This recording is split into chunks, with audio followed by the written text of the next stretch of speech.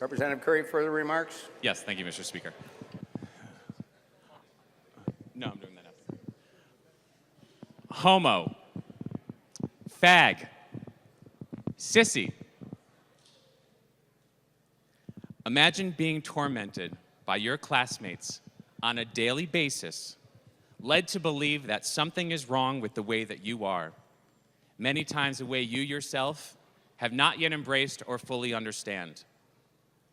And then imagine going home each night to parents who are supposed to be your first friends, your first teacher, the ones you trust more than life itself, only to have them affirm those adolescent attitudes and attempt to convince you that something is wrong and needs to be fixed.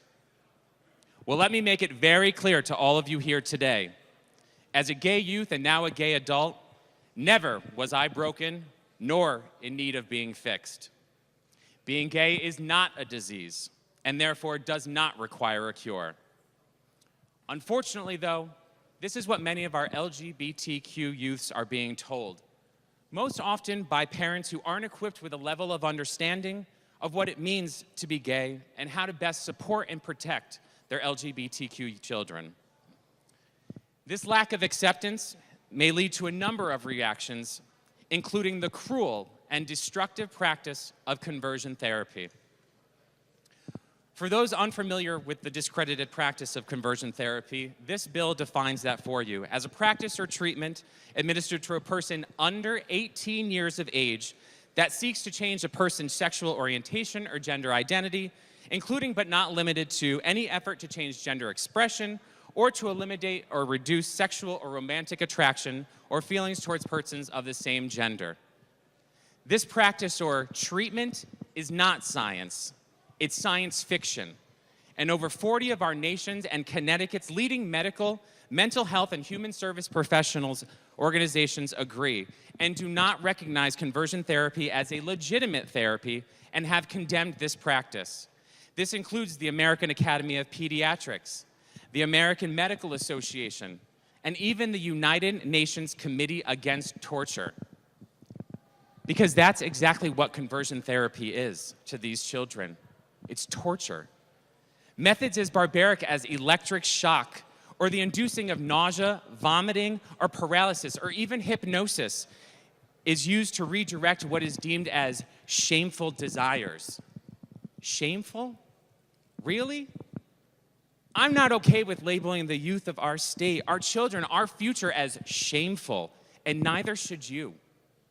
Our LGBTQ children are some of our state's most at-risk residents, facing challenges that go beyond the daily ridicule of just trying to live their authentic lives, which is why there's a particular need to protect them from this practice. Research has demonstrated that lesbian, gay, and bisexual young adults who have reported higher levels of family rejection, including admission to this practice of conversion therapy, are 6 times more likely to have attempted suicide, almost 3 times more likely to use illegal drugs, and also practice unprotected sex when compared to their non-gay peers who have reported no or low levels of family rejection. Family rejection.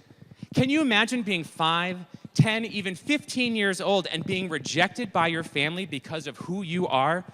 Something you have absolutely no control over. What we do have control over, though, as adults, is how we react. If parents feel the need to reach out to a healthcare professional to assist in working through these new family dynamics, nothing in this bill would prevent them from doing so. This bill was carefully crafted to ensure that it prohibits conversion therapy without interfering with any legitimate therapy or mental health services. Coming out as a youth can be quite scary and nerve-wracking, so it's important that this bill maintains these kind of services, because proper mental health care can empower youth and their families. Parents who want to turn to mental health care professionals to help their children should feel confident in the information they're receiving and the treatment that they're getting so that they know it's valid and not fraudulent. So again, this bill would make 3 important changes to Connecticut's law. 1, it would clearly make it impermissible for licensed healthcare professionals to engage in conversion therapy, and any licensed healthcare professional who did would be subject to discipline by the Department of Public Health. This bill would also permit someone who's subjected to this mistreatment to bring a consumer fraud claim. And finally, this bill would prohibit any state funds from being used towards the harmful practice of conversion therapy.